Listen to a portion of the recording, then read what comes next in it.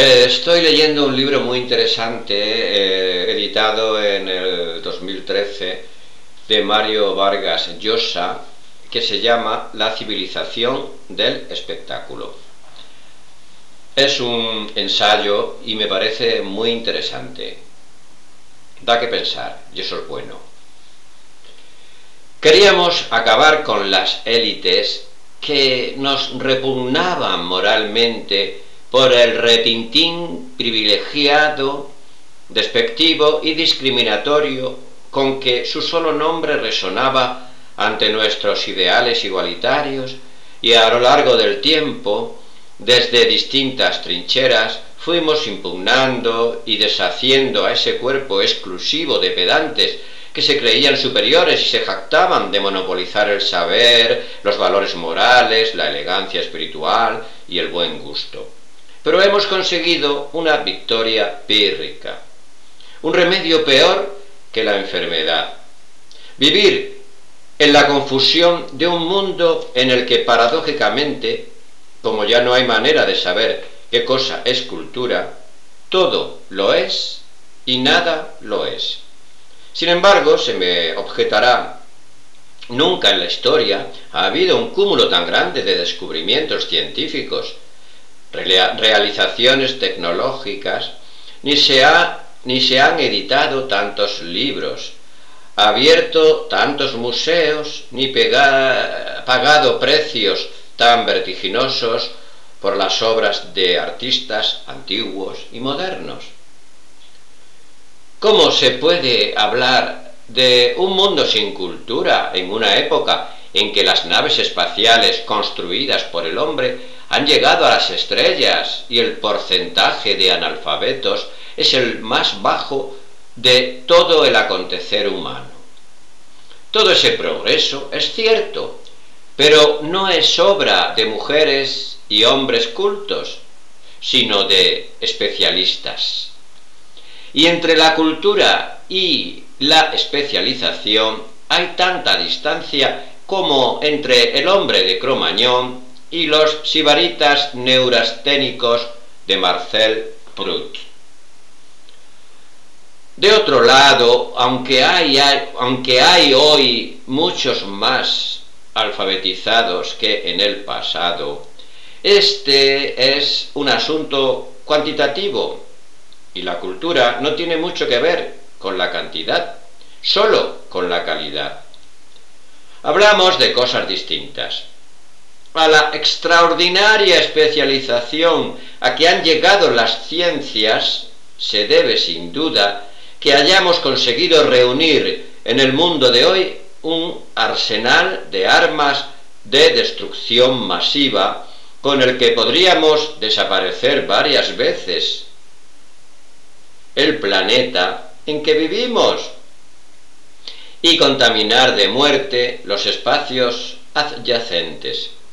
Se trata de una hazaña científica y tecnológica y al mismo tiempo una manifestación flagrante de barbarie, es decir, un hecho eminentemente anticultural si la cultura es, como creía T.S. Eliot, entre comillas, todo aquello que hace de la vida algo distinto de ser vivido. Se cierran las comillas.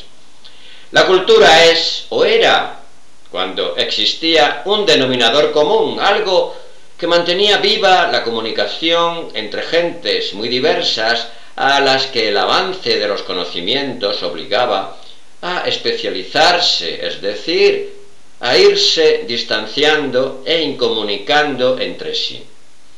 Era asimismo una brújula, una guía que permitía a los seres humanos orientarse en la espesa maraña de los conocimientos sin perder la dirección y teniendo más o menos claras en su incesante trayectoria las prelaciones, la diferencia entre lo que es importante y lo que no lo es, entre el camino principal y las desviaciones inútiles.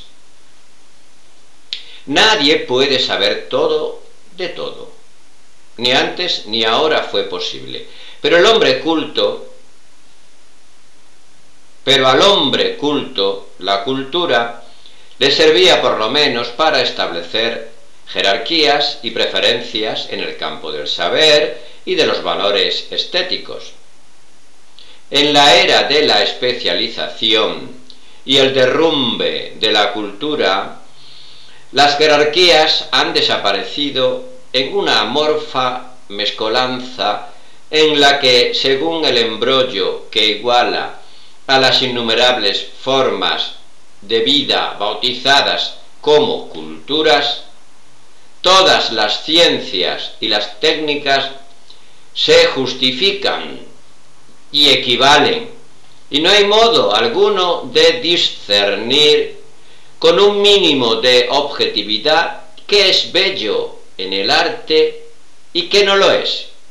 Incluso hablar de este modo resulta ya obsoleto, pues la noción misma de belleza está tan desacreditada como la clásica idea de cultura. El especialista ve y va lejos en su dominio particular, pero no sabe lo que ocurre a sus costados. No se distrae en averiguar los estropicios que podría causar con sus logros en otros ámbitos de la existencia ajenos al suyo. Ese ser unidimensional puede ser a la vez un gran especialista y un inculto, porque sus conocimientos, en vez de conectarlo con los demás, lo aíslan en una especialidad que es apenas una diminuta celda del vasto dominio del saber.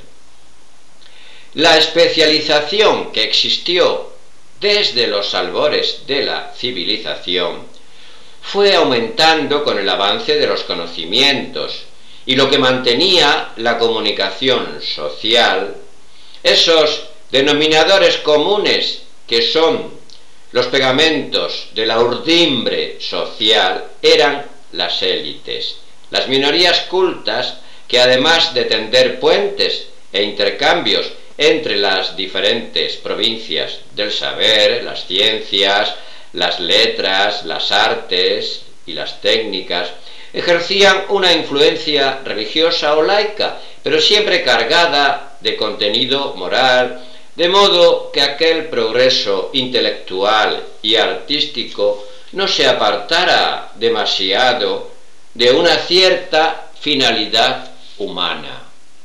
Es decir, que a la vez que garantizara mejores oportunidades y condiciones materiales de vida, significara un enriquecimiento moral para la sociedad, con disminución de la violencia, de la injusticia, la explotación, el hambre, la enfermedad y la ignorancia.